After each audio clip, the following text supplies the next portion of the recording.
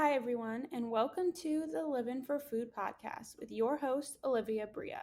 Today on the podcast, we have a talented content creator, food photographer, entrepreneur, and obviously a mega foodie just like me. This was definitely a really fun conversation that went in all different directions, from New York City restaurant recommendations to travel tips to advice for up and coming content creators. So please join me in welcoming Jessica Hirsch, aka at Cheat Day Eats. One, two, three, four.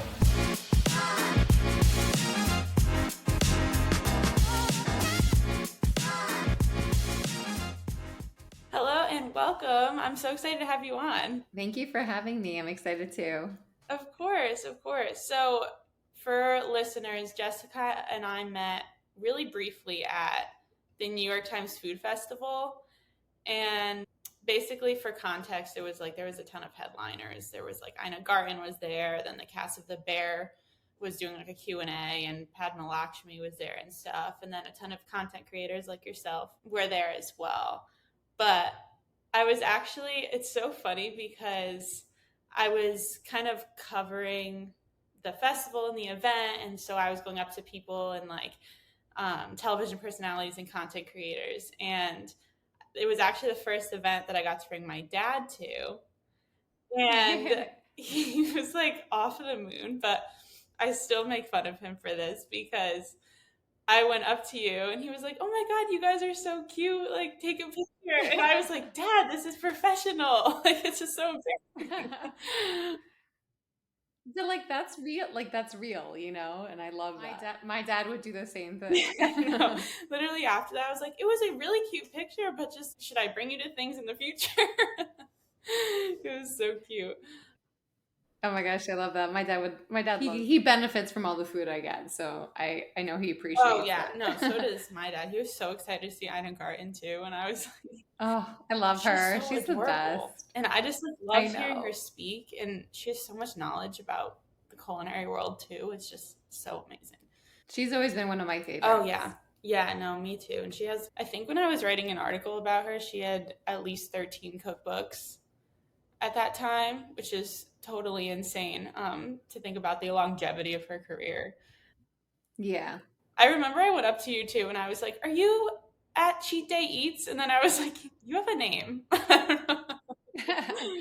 I totally love it though. Like, yeah, I always feel like super blessed or shy when people recognize me, So yeah, it's weird. I appreciate it. Yeah, it must be so weird because you don't really know what to do. I know. No, I love it though. And I always feel bad when someone says they saw me after and like they were too nervous to come up to me. I'm like, no, like totally. I love it, Yeah, well, your content is relatable too. I mean, I don't feel like it's for like sure. anything crazy. And obviously your personality comes through it. So that's so cute though that you get recognized for everything. And yeah, I love it. I'm sure you have such an amazing job. Thank you. I know. I want to get into that a little bit too, because just like your food background in general, I know you were a math teacher before this. Yes. So I actually have no background in food. I studied to be a math teacher, which is honestly what I thought I'd be doing for the rest of my life. Mm-hmm. And I knew that I wanted to be a math teacher in high school. So I just followed that path. Mm-hmm. But I would say that food has always been like a passion of mine. Checking out restaurants, like even starting in high school, like I loved food. Mm-hmm. Just like I felt like it was one of those things that compared to my friends, I noticed that I would get more excited than they would, or just plan my weekend eats. And one of the things also that I feel like plays into what I do now is whenever I would do anything, I always loved having a camera on me and like capturing the moment. And obviously back then it used to be photos, but for me, capturing content and just like being able to remember that moment has always been a passion of mine. So it's kind of like two things together. Yeah, absolutely. I'm definitely that friend too. It's like no one eats unless my phone is out first. They learned. I trained them. So like, I don't know if you want me to kind of go into like how it went from a math teacher to this, but I do. No, I definitely do. Yeah, Let me have so it. I'm able to summarize it pretty quickly. Obviously, there's a lot of details Mhm. that in the middle, but I'll try to share the most that I can. So I was Yeah. a high school math teacher, and I was doing that for 7 years, and I was in the South Bronx, and I lived Okay. in the Upper East Side. So I actually was super excited about that because it was my first time living in New York City with my now husband, and we would plan everywhere we were eating. And I noticed that time around 2014 is when Instagram, like I saw a community of people who were posting about food. And so I was like, oh my God, am I not alone? Like people are super excited to go out and eat and share what they're posting. Like this is my people, you know? So I started my account and I started posting photos and people started following me and I was like, wow, like this is so exciting. And for me, it's always been about community and just being able to connect with people and having, the places that have brought me joy and to share that and hope that someone else will visit that restaurant and find that same excitement out of, like let's say like a hot fudge sundae, for example. Mhm. So really it started to grow and I was like, okay, this is really exciting. I still remember my first paid opportunity and I filmed it like on my balcony and it was like terrible, but I mean for at that time I thought it was so great, you know? Mhm. And restaurants started to reach out to me actually and invite me to, dine and that was exciting. Like, wow, like they want me to eat for free? Like this is great. They also started to ask me if I would run their social media accounts and help them create Oh, content. So I feel like I was like, kind of like one of those first people who started to take on those clients. And at which point I had like five or are you doing six. that So now I was still? posting on their no. So I was doing that while I was still teaching. Okay. So I felt like I like lived this double life for like probably around 2 years. I was, working during the day as a teacher, and then after I was going to events, capturing content for restaurants, posting on social media for myself, but also for the restaurants. And I felt like I had two jobs. Also, within that time frame, I was getting sponsored posts as well. So it just felt like there was a time where in 2017 about where I was like, okay, like I can't do both anymore. And this is it. Like I'm just going to like bet on myself, start my own business. And it just felt really natural for me. Like I wasn't nervous, which is kind of crazy. Like my mom and dad were definitely like, wait a second, you have a pension and all these things, like they worked one job their entire life. So I think for them, they were like, I don't think this is the way to go. Like this thing might not last. Mhm. But for me, I was like, no, this is it. I'm going all in. And I think the one thing, the last straw was that I got invited to the world's 50 best restaurant. Oh, And wow. it was in Australia and I couldn't go. And it was such a dream of mine to go there. And it was like such a great opportunity. And I had to say no because I had an obligation to be a teacher and I couldn't just like take off Right. 2 weeks, Oh, that's and devastating. any other job I feel like you could have pulled it off and like Mhm. taken your time or whatever, but as a teacher you have to be there. Yeah, yeah, um for sure. so I Oh, was the like, world's okay, 50 like best, that's huge. That's an honor, yeah, for sure.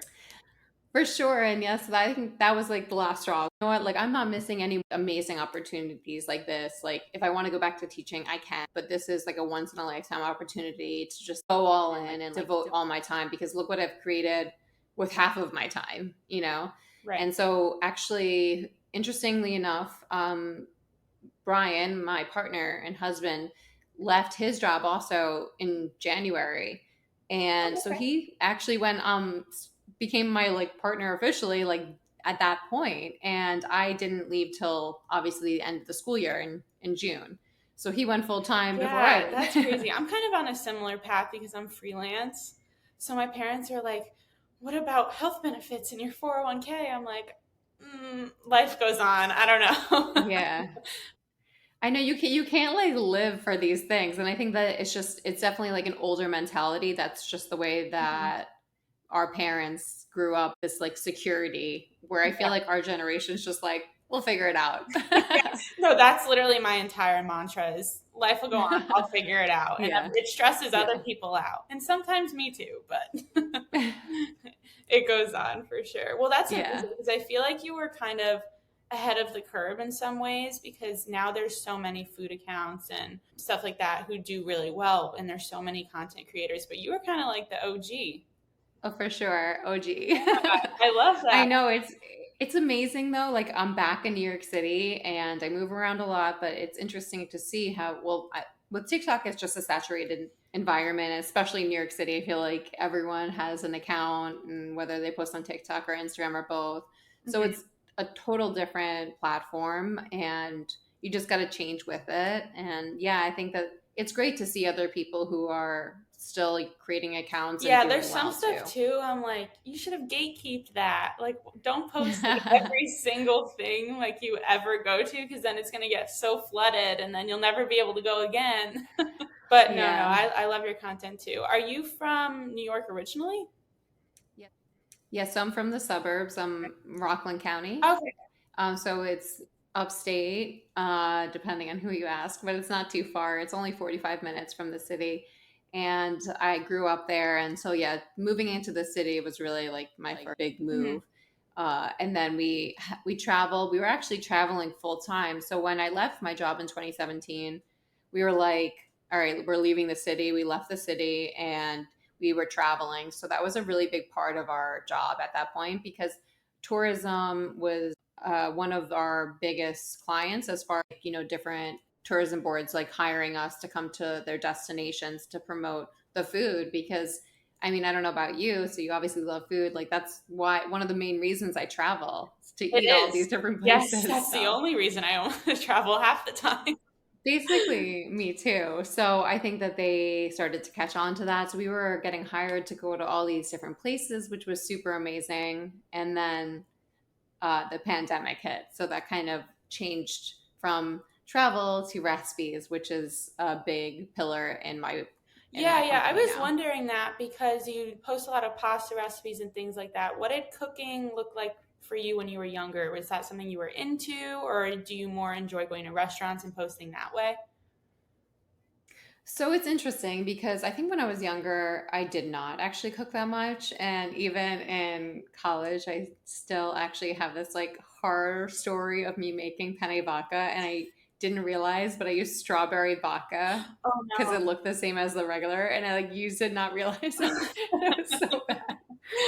I would make like chocolate covered strawberries. Like I always love a hack. I've never been one to spend hours on a recipe. I'm like, if it's that, like if I look at a recipe and there's multiple steps, it's not gonna happen. Now I definitely like feel like I'm more confident in the kitchen and because the recipes were kind of I'll say like forced upon me in a way, I felt like I had to reinvent myself. Mhm.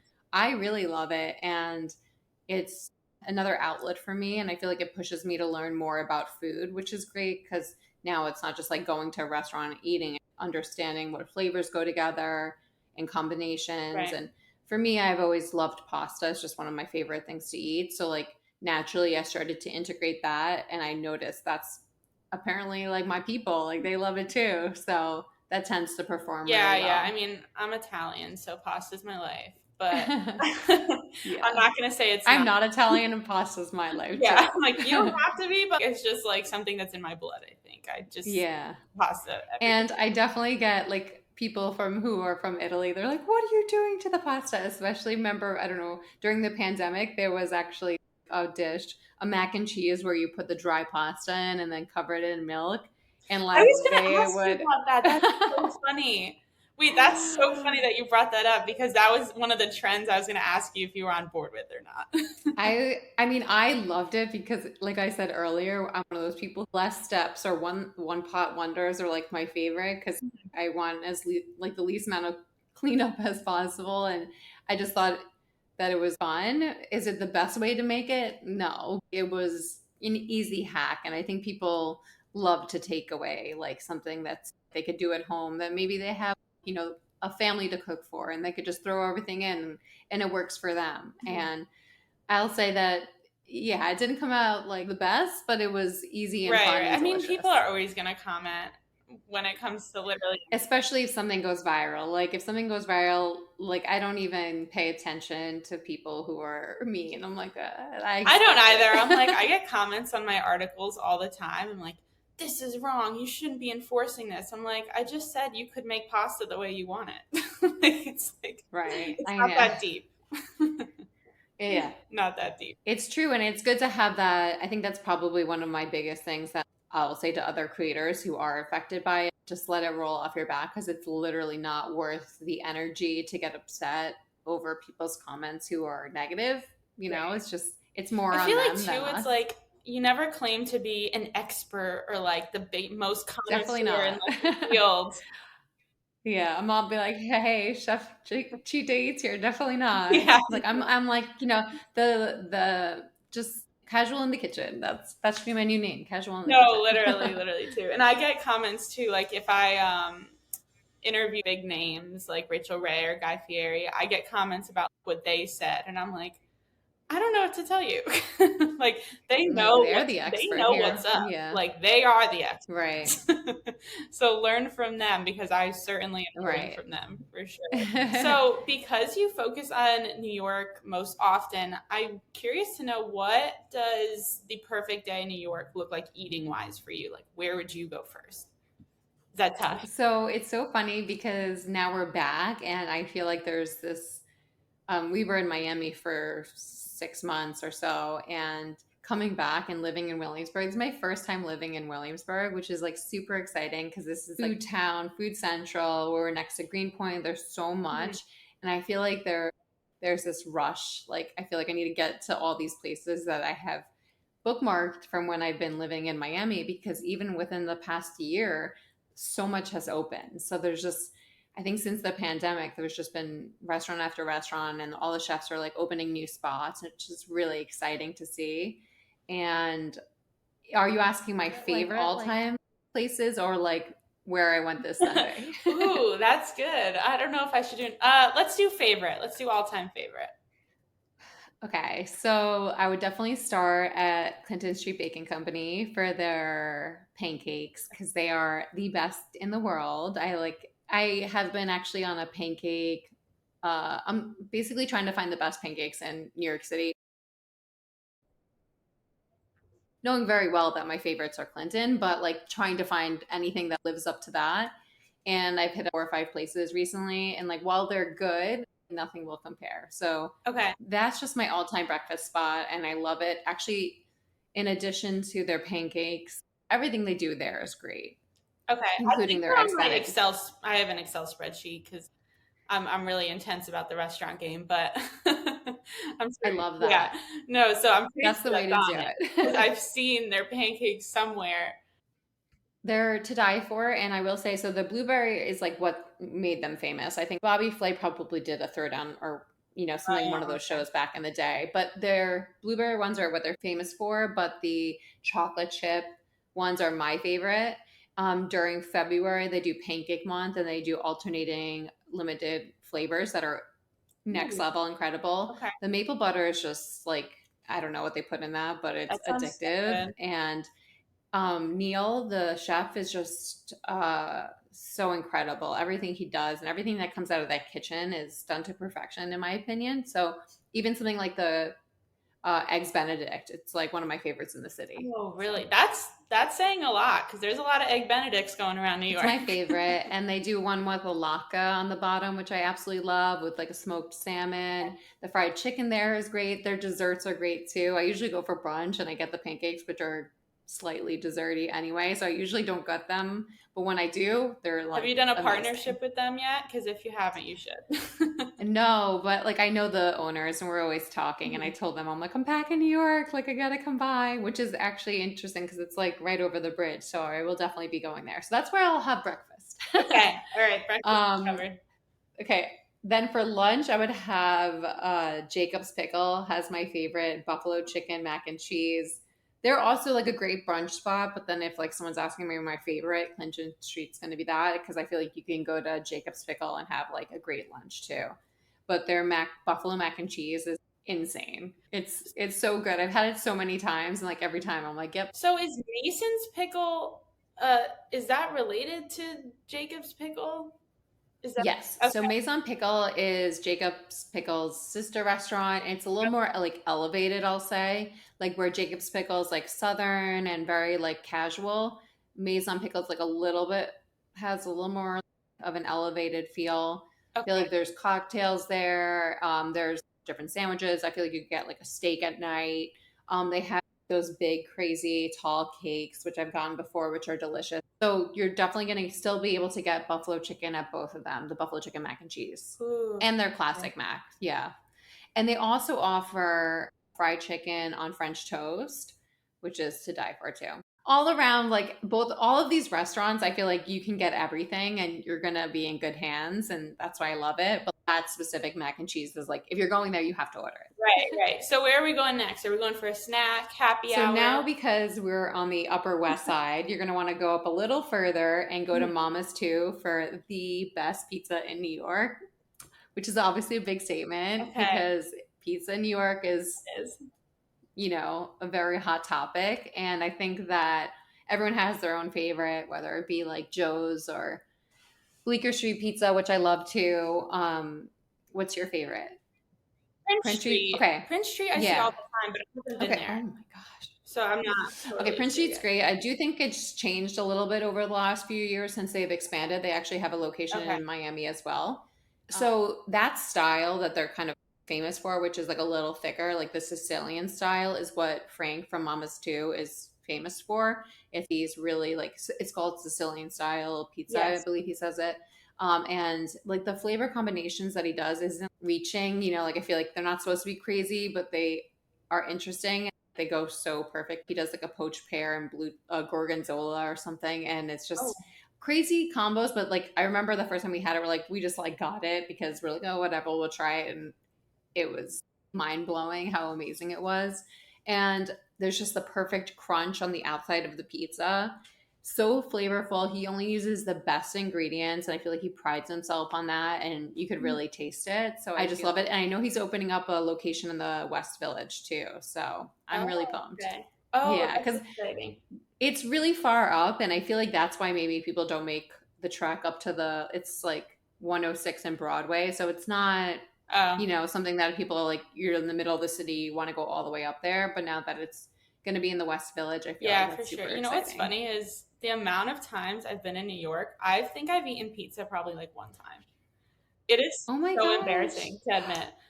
It is. You need to change that. I know. Well, I just moved to LA, so I don't know if I'll be able to change that much. Oh my gosh. Well, that's exciting. When I was just in LA like a few months ago, there's so many great restaurants. Oh yeah. I'm too. like kind of learning. I know it's a lot of tacos. I was talking about to a chef in the last podcast I recorded. He was telling me about the taco scene and like everything. Yeah, and it's great because they're like so cheap and they're like the trucks, right? So you're just like kind of pulling up, super casual.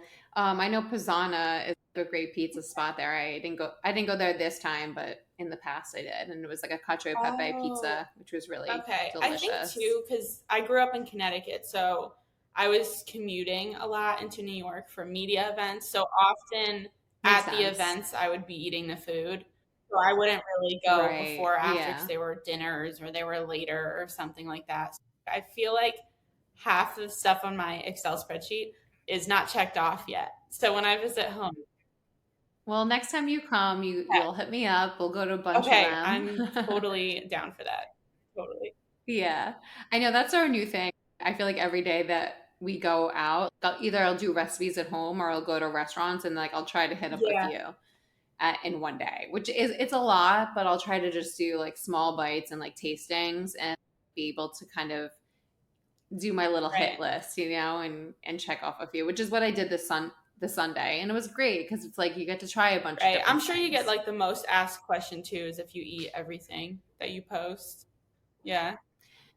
Yeah, so I definitely eat everything, at least try it. But for example, this Sunday we took home a bunch of leftovers and we'll eat it over the course of the next few days, or we try to give things away when we can. For example, it was actually one of the best things ever. We were filming this like tower and I had fried chicken sandwiches, French fries. Like it was extravagant. And me and my friend were going to like another dinner in a few hours. So I was like, I'm taking like one bite because the dinner later was like a place I've been dying to go to. And I was trying to save my appetite. And how many fries and fried chicken can I eat? So we asked, you have to be careful because when we're doing, like, when we're filming for, let's say, a restaurant, you can't always just pass free food over That's to some true. other table.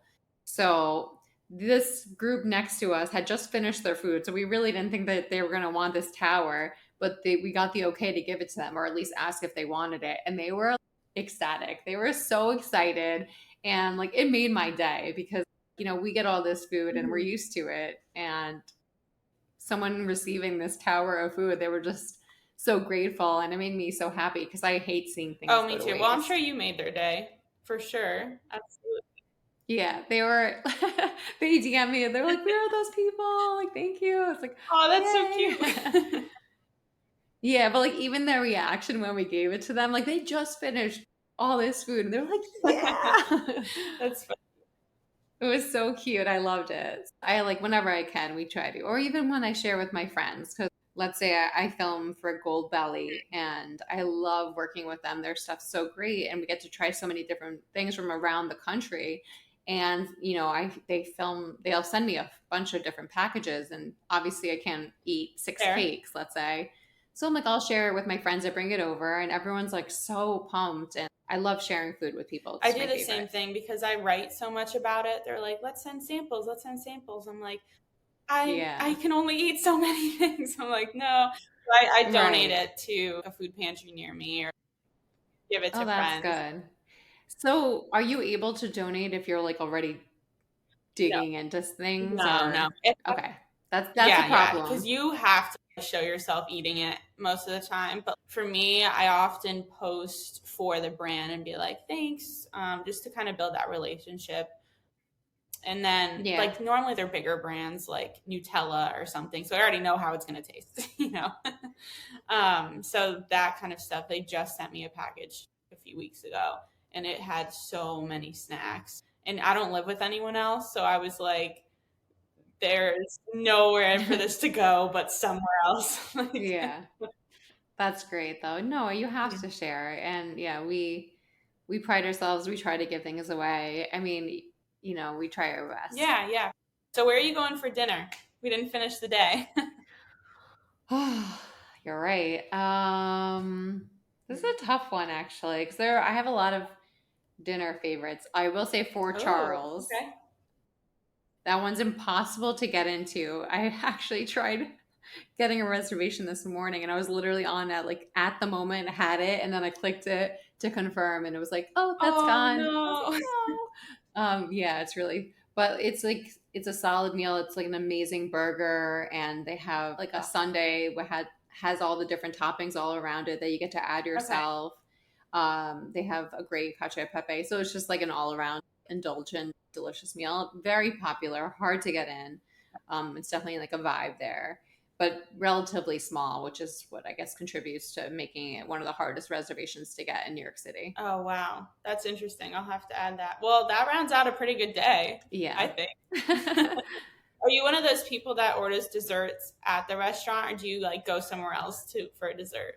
I will say that I try to order it at the restaurant unless there's something nearby that I Yeah. know I love. But I like look for restaurants that have good desserts. Like when they don't, it just makes me sad because what are you doing there? You need to have the full appetizer to dessert, everything Fair. I want. But if I'm going for dessert, I have so many favorites for that. I mean, this one's kind of kitschy, but I feel like Serendipity is always actually Oh, one I of my love favorites, and serendipity. that's like a really indulgent Uh-huh. one.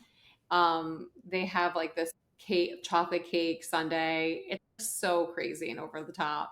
And on that note, another crazy over the top dessert that I love that I was just telling my friend about is Carmine's has something called the Titanic. Really?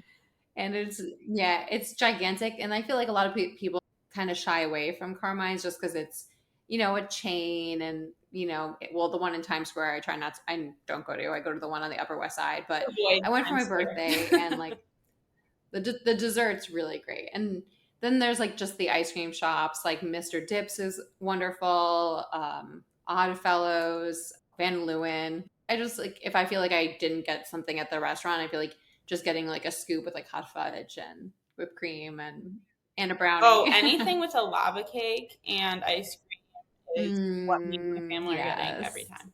Pretty much. I agree.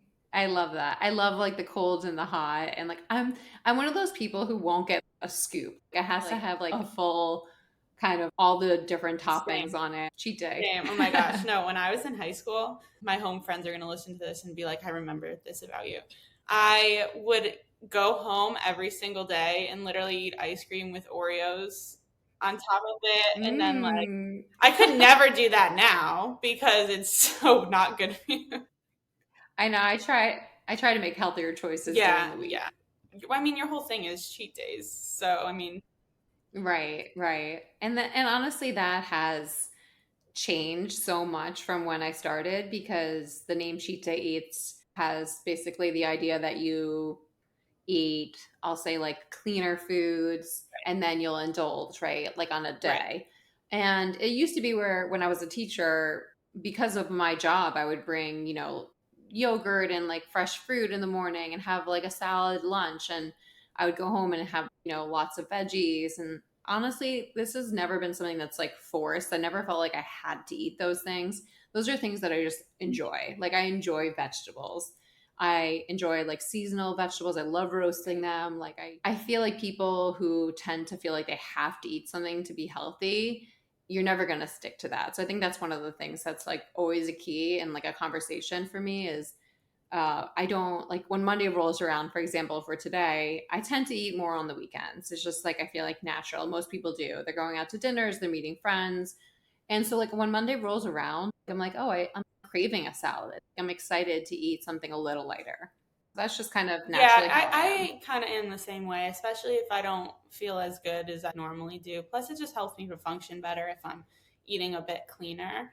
But I think I've also Yeah. learned a lot from the chefs that I've talked to and content creators that I've talked to just about recipe tips and stuff because there's so much that you can do that you don't realize that you can do with vegetables, and you can grill Yeah. like cabbage or make a Caesar salad, or you can like do so many things. So I think there's ways to get creative with that as well besides, all of the cheat day of it all.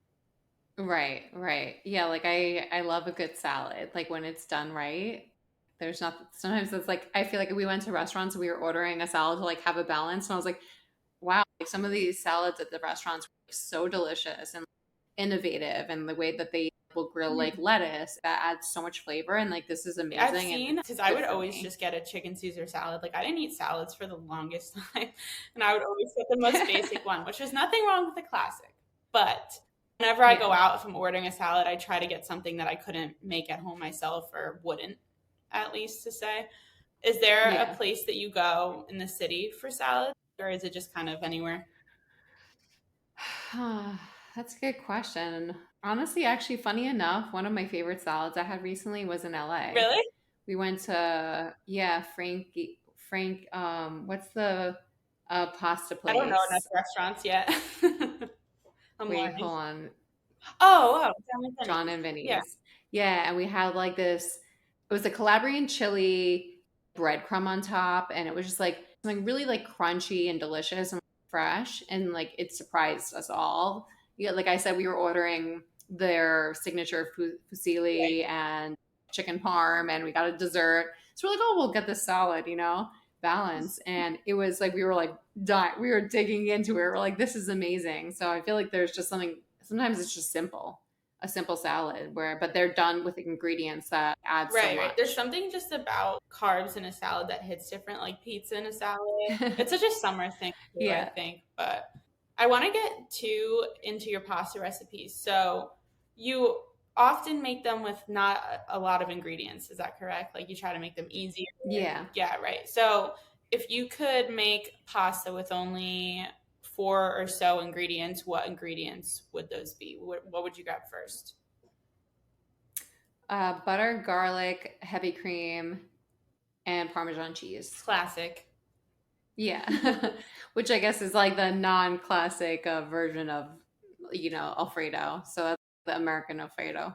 Yeah, I mean, you can't go wrong with Yeah, I mean that's kind of like potatoes. the base of a lot of mine, and I do tend to like gravitate towards that because I do like things that are like simpler and people can just create in 10, 15 minutes. I literally just made that basically with added cheese and like I found this really unique pasta. Like I love that's one of my favorite things to do find like a really cool pasta, and this one actually has quattro something. I've never seen it before. So I went to this market to grab a coffee, and I see this like box of pasta. I'm like, yes, but because it has these four prongs in the noodle, I was like, it's called quattro something. Okay. I'm gonna butcher the name, but so I'm just gonna leave it out. But Yeah. it's basically quattro. So I was like, okay, so I'll do like a four cheese mac. So I did Parmesan, mozzarella, provolone, and Swiss to play on that. But I love the idea of something simple that someone can create in 15 minutes, because I feel like that's, sometimes all people have for to make a dinner.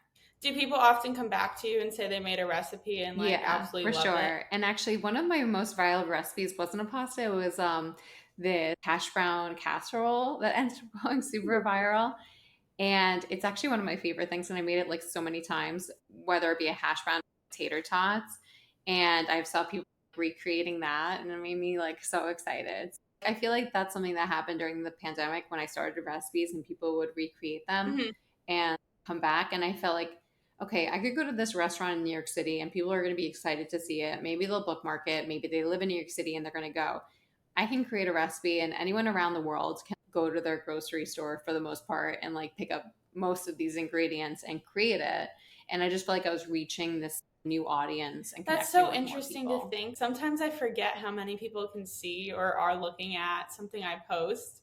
I posted these 4 ingredient banana cookies. I was like, I literally make these all the time. They're really healthy alternative. I just sometimes bananas go to waste. So I was like, I'm just gonna post it.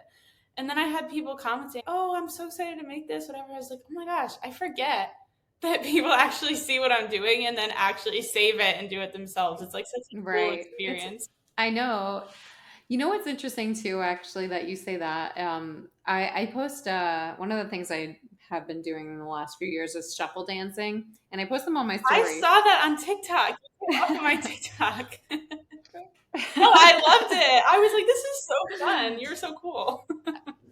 Well, okay. Well, I've gotten a lot of comments on TikTok about my shovel dancing, but like in general, I post some of my stories and I have a really good response. Like people on Instagram know me, so Mhm. I like think on TikTok, like you get all these new people, like it's always getting pushed out to a new audience, which is wonderful. Mhm. On Instagram, I feel like it's pushing it out to your own audience. Right. That already follows you for the most part. So people like know me and they're watching. And I'm like, okay, let's say I'm getting all these thousands of views on my stories and people are watching me.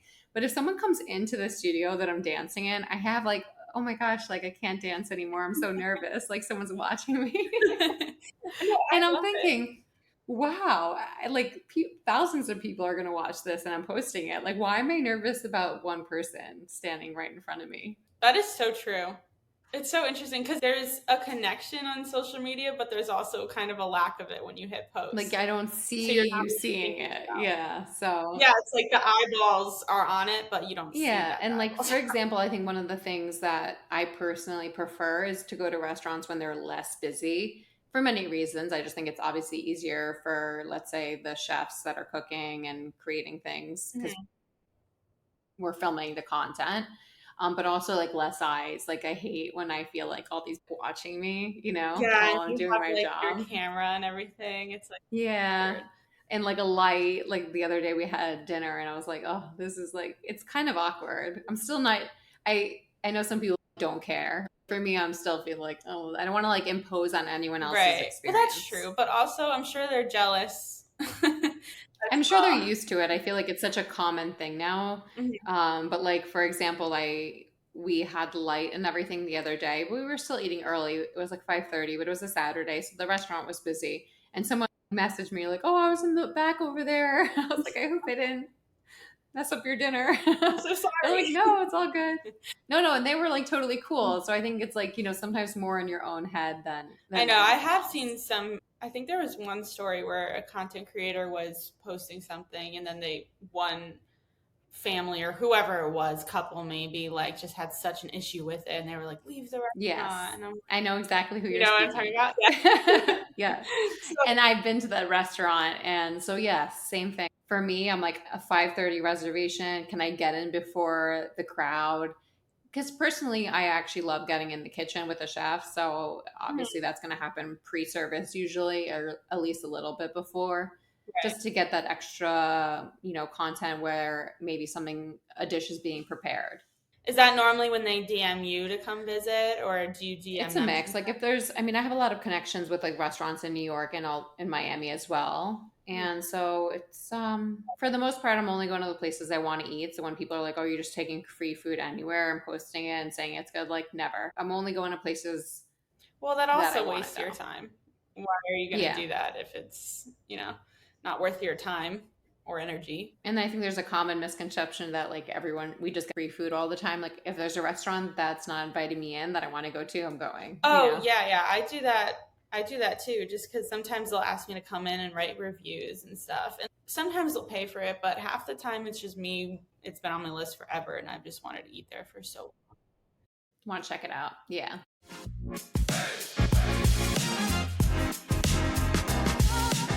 So, do you have a favorite cheat day meal of all time? Like, what would it be? Would it be ice cream? Honestly, my love for pasta. I feel like when we were in Rome, Oh, I think Roman dishes, Roman pastas are our favorite, like cacio e pepe, amatriciana, like having that and then going to get gelato with Nutella on a waffle is my perfect scenario. same. Like, I'm literally like drooling thinking about that, to be honest. Yeah, like we were eating pasta for like, breakfast, lunch, and dinner, and we were so basic. We were like literally cacio e pepe, amatriciana, carbonara. We would get the same thing. Like we would never try anything else, and we just loved it so much. So we're like, we're gonna eat this for like 5 days straight for every single meal. Yeah, are you kidding me? Have you been to Cinque Terre?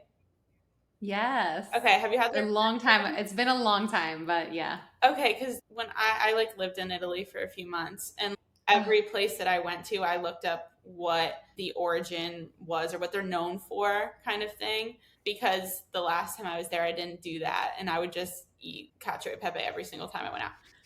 But now I was looking up the origin and like what they're known for and the history behind it, and I know that Genoa, Italy, and Cinque Terre actually are known for their pesto. Yes. So I Oh, took a I class remember. there, and like that was I still think about it all the time. So it's funny that you say that because my husband always wants to order cacio e pepe no matter where we are in Mhm. Italy. And I'm like, you can't do that. Like if they offer it, it's probably a tourist trap. Like, That's true. you know. No, that's true. But yeah, it's always great getting like the dishes that they're known for and like the pesto. I just to die for. Oh, so good. So now that we're talking about traveling, I wanted to get more into that part of your lifestyle blog. Is there one place that you've traveled that you would just recommend everyone visit at least once? Rome. There. I know like yeah. I mean there's so many. Like honestly, we've traveled a lot and we've definitely shifted. So we haven't traveled as much in the last few years like we did before, but it's so hard. I really do love Rome though. And I know a lot of people would not say Rome because it's like a city and whatnot, but for me, like that's just our favorite type of food. So we just love it. And there's obviously a lot of history there. I also love Paris. I Oh, know that's me cliche too. too, but like we went there during our honeymoon. We No, also it's went cliche for a reason. yeah, I mean, we just went there and it was the most amazing weather and the food's incredible and just walking the streets, it's so romantic. I feel like those are so basic of an answer. No, no. Are you kidding me? There's so many amazing. I mean, I want to go back to Israel. My Oh, husband hasn't been. I've been, and the food there is incredible. I love Mediterranean food too. mhm. Just feels like light and like comforting at the same time, which Okay. I really enjoy. So I feel like sometimes like all I want is like hummus and falafel. So I love that also. But yeah, I think those I'll say Rome. I'll All stick with right. Rome. All right, cool. I mean, all good answers. So, is there like an underrated food from your travels or something that you remember that you think everyone should try too? Is there something that stood out to you? Like a meal? Hmm. Ooh. I don't know if you're that kind of person that like remembers the time and place I ate something, but I do that. I usually do. I'm trying to I feel like there's been so much that I'm trying to I don't like sometimes I'll forget until like I see the photo and I'm like, oh my God, you remember that? I mean, oh yeah, I feel like in Peru, like we had so many incredible dishes. We went to like, obviously there's a lot of world's 50 best restaurants there, and we Mhm. went to one of the restaurants there, but like just actually all the food there that we had was incredible. In Mexico City, we went to this restaurant and it was the most like unassuming like tuna tostada that I feel like I was like blown away by. That I still think about that. And this is the craziest story actually of that. So we're in Mexico City. My husband must have eaten something like the night before and didn't vibe well with him, but we Uh, had this restaurant planned and he's like, all right, we're gonna go. So we go to the restaurant and I get all this seafood and this tuna tostada, and next to us is the owners from Clinton Street Baking Company oh, no in way. in Mexico City at the same restaurant at the same time.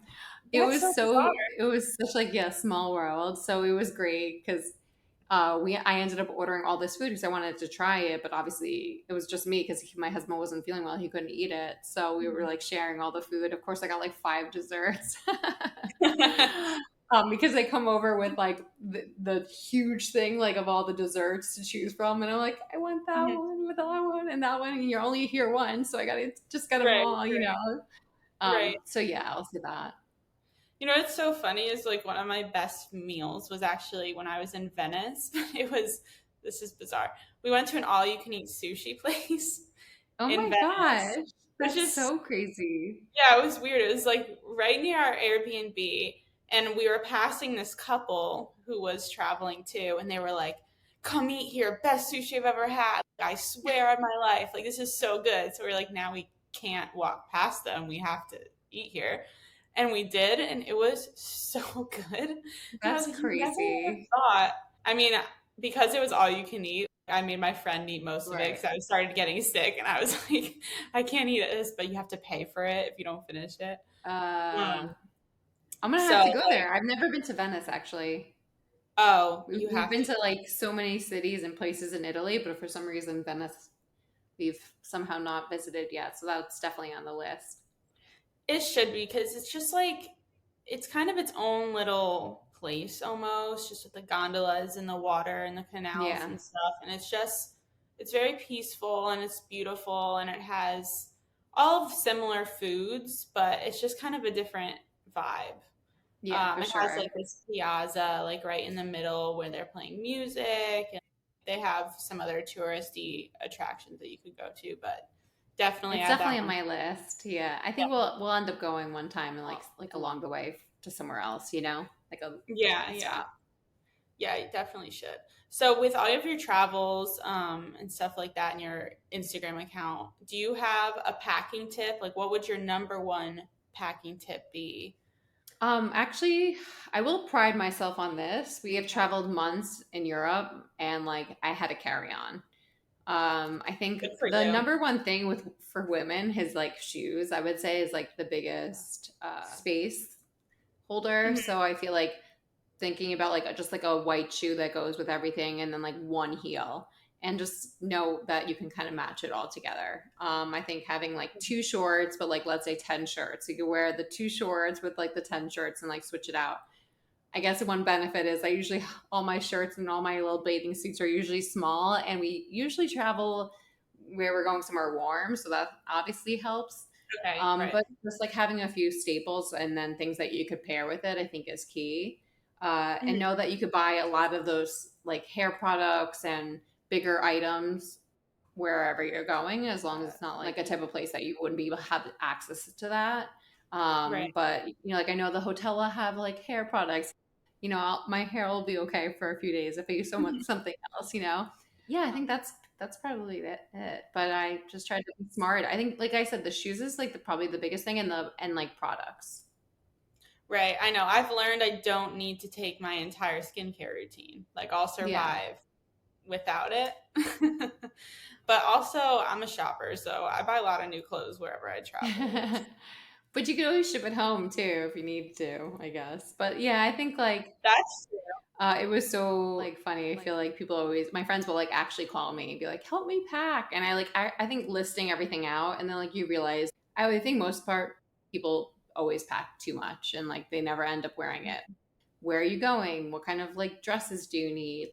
Are you going somewhere fancy? Do you need like a nice shoe? I mean, most of the time I end up bringing a heel and I'll never wear it or wear it once. And it's like, well, could I have lived without that? Like, did I need to bring like 4 different pairs of shoes? Like, no. Right. Or another tip is like, if you're bringing a sneaker, an extra sneaker in your luggage, put your socks, as many socks as you can in the space of your actual sneaker. I do So that just too. like being like, yeah. And actually, a lot of people put me on to using the packing cubes where you can stuff like, a lot into those bags and then like air it out, and like it kind of takes something that is like this big and makes it this small. So just being smart with your space. Right, right. Something I learned the hard way. You know what I do pack that probably most people don't, that I'm always surprised about, is on my actual carry-on, I always have snacks.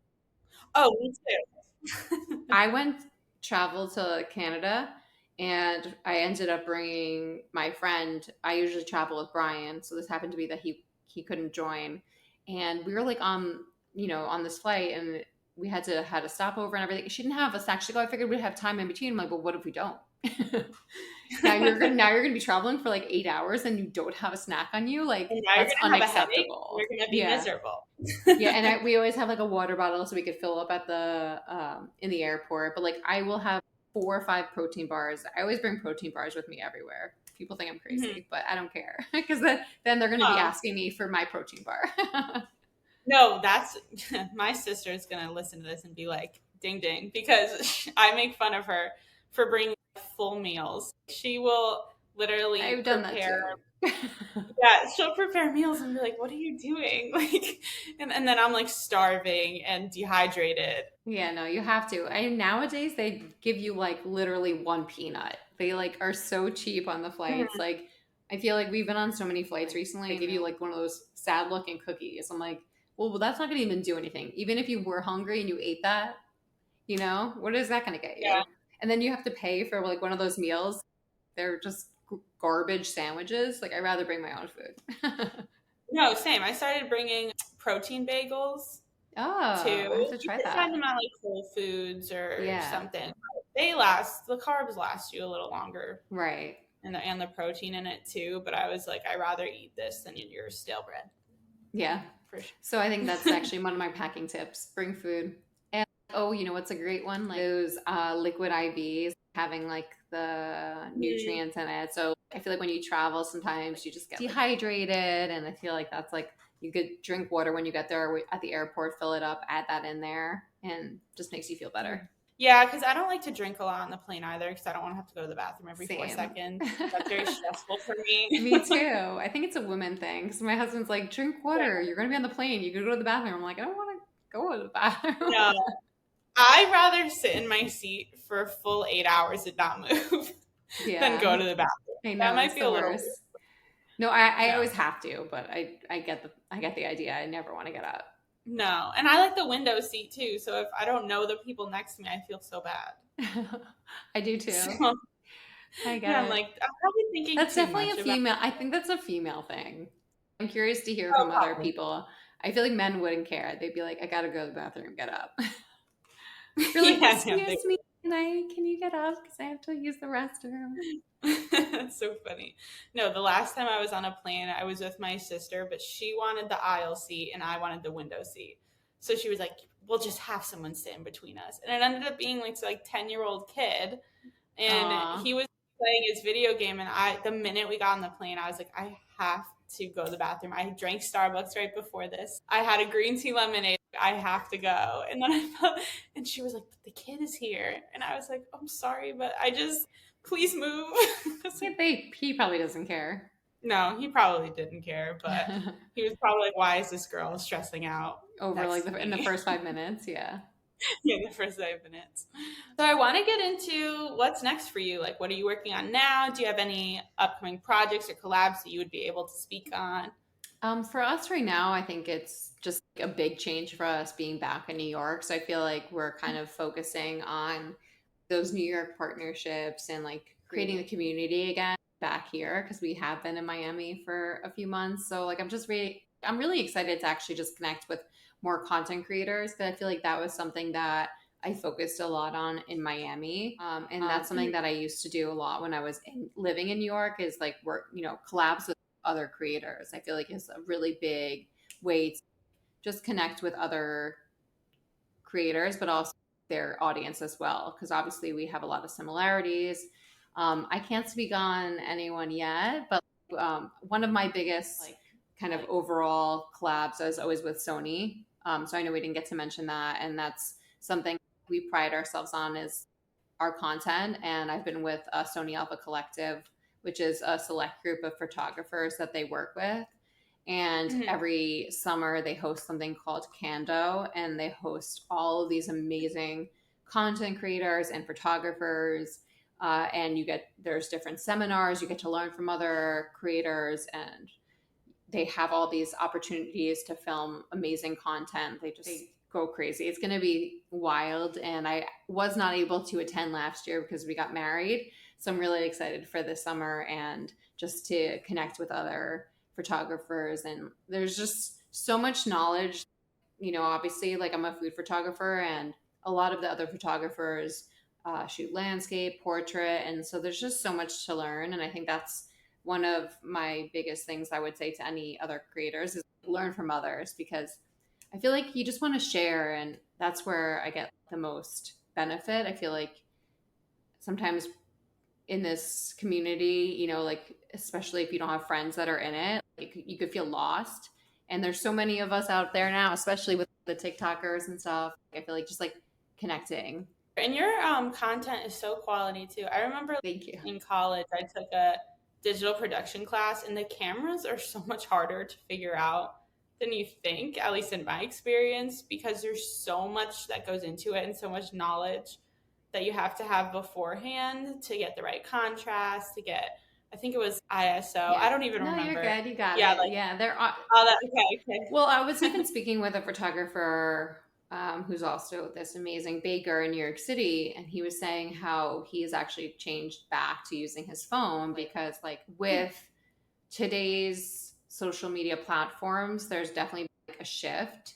And I think you'll notice like TikTok has more of like a relatable content, where they feel like they're using their phone. It's not as polished. Where me and my other friend were just talking about how we're so trained on having this look, that's just the way that we've done it for so many years, that it's hard for us to just abandon that and go from something like a digital camera, which you're getting all these like special, like kind of this specific look, and then go to the phone and, just film, which I do a balance. I try to create a little bit of a balance. And I think that with each platform, I try to, have something where it feels like more organic. On TikTok, still on Instagram, I still have this like polished look that people like know me for. Yeah, I was gonna say, because I mean, altering it would change your brand, and you're known for that polish, the white. And I think that at the end of the day, like, people hire me for the quality. Obviously there's the distribution to my audience as well, but like the quality, they know they're getting like this high content versus something like a phone, and then they edit on the phone, and just like everything you do on the phone ends up going down and down as you like edit it and stuff. Not that the phones now are incredible. I will say that. Like, I know a lot of people who film on the phones, and you're like, well, that looks amazing. But for me, I'm just actually used to my camera and how it looks and having the control. And I think you were mentioning all the different ways and settings that you can use to help achieve a certain look. And I've, studied that and learned that. And I think, so for me, it's like, I love to be able to like implement that into my content and, showcase that. And I think that brands love that. I think my audience loves that. It's just finding a balance, knowing that, it might not relate to people on TikTok, and like, how can I change that? Right. Yeah. It's so hard to come up with content for every platform, but it's the same content, but you have to change it. Yeah. So for me, what I do is I'll like film a few things on my phone, but like some of the food shots, I'll still film on my camera because I feel like I want that like crystal clear. Let's say if I was doing like a shot of the restaurant as I was walking in, I'll film that on my phone, and I'll like use the 0.5 lens and like get like this wide shot. So like it's really like showcasing the street and the restaurant. and just like maybe a few shots of me like casually eating and integrate that Mhm. too. So there's just like a little bit of a balance. And you're almost at 500,000 I followers. know. I saw. I was like, oh, I hope that number by the time this Oh, I podcast hope comes so out. too, but Are you gonna do something big for it? I don't know. Maybe. Like I keep going back and forth. I'm like, I know I should celebrate because it's big. I don't know. Maybe I'll do. I'm trying to think of something creative. You have any fun ideas? Ugh. Well, I mean, I always see the regular ones, which is like the cakes and the Yeah. balloons and all of that stuff. I know. I was thinking But about maybe like a you can pizza with like 500. Not that I need 3 pizzas, but that's too much. And I don't know. I'm kind of torn. yeah, but your account is big. Hmm? That's the point, Yeah. Like your account is supposed to be, grandiose or something Right. like I mean, you could that. just say So 500 on the pizza. I don't know. I'm not sure. Like, nothing that I've thought of is like exciting to me yet, but I feel like it'll hit me like, yes. you should go to like Serendipity and then like create your own Sunday Oh, for the that's a day. cute idea. I like that. Something ice cream or pasta related. Ooh. Or pizza.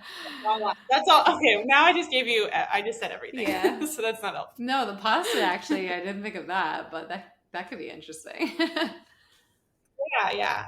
Do something with that, and then we'll I see love where it that. Or maybe goes. if like actually like making my own pizza into a 5. But I feel like that'll look terrible. In theory, stellar. Yeah. In reality, that I might think be I really might hard. need to get like an actual pizza spot to like make it for me because if I try to do it at home, Yeah. it's not going to be cute. I think they would be down for that. I mean, people are always doing Yeah, like for I always see sure. Arthur and Sons and stuff. They're always doing big stuff for social media. So Yeah, I in feel like you can Miami, get I some. have a spot, which is so funny. Like we did this like yacht, and they had a huge pizza, and people are like literally, they thought that was like a I pizza saw blanket. that. I remember that. I was like, dang, Yeah, that looks really cool. I'm sure someone in Miami. I mean, in New York, it's obviously New York, so they have to have a big pizza. Yeah, no, they definitely do. So I have a short little game for you if you're into it. It's like opinion lightning round of food trends. So I'm actually going to name four this time popular food trends because we already talked about the pastas that I was going to talk about before, the one pan ones. Okay. So you're going to tell me if you're like for or against it, smash or pass kind of deal. All right, cool. So pretend drum roll. First one is the viral croissant from Lafayette Bakery. Smash. Smash. Oh, I never went there. I want to go. For sure. It's incredible. It's actually incredible. And I've had so many different flavors.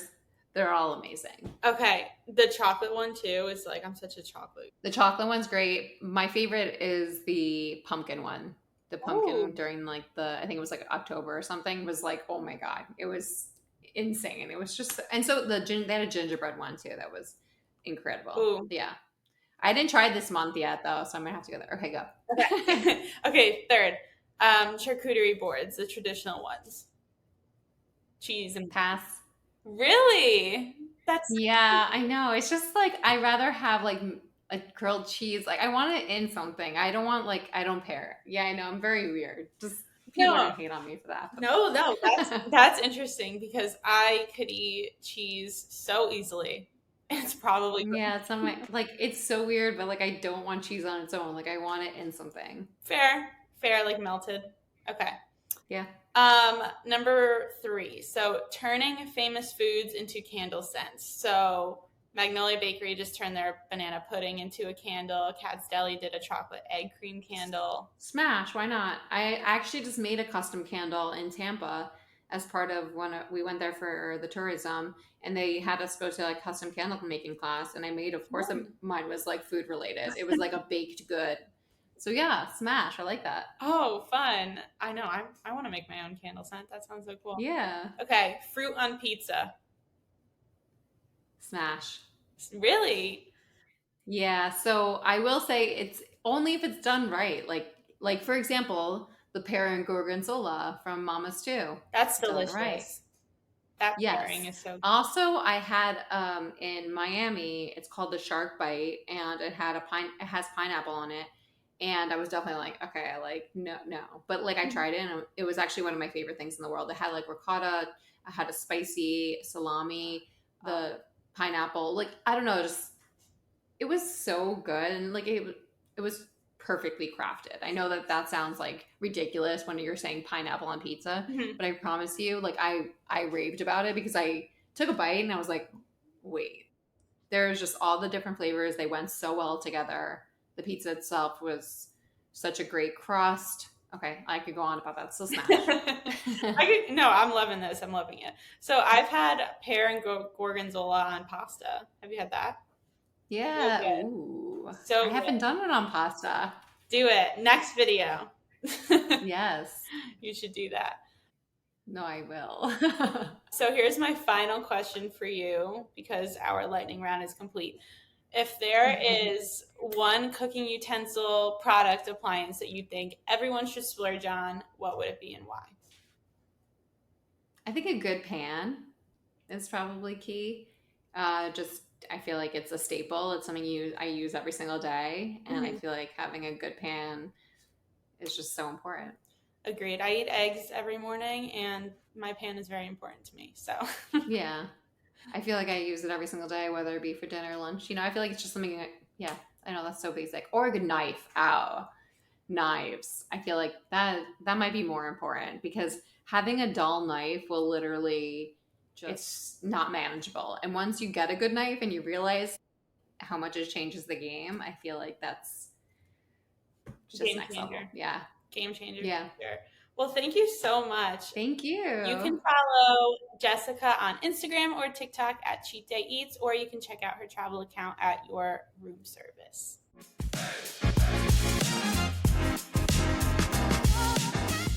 Hey, fellow foodies. Thanks for listening. Don't forget to leave me a review.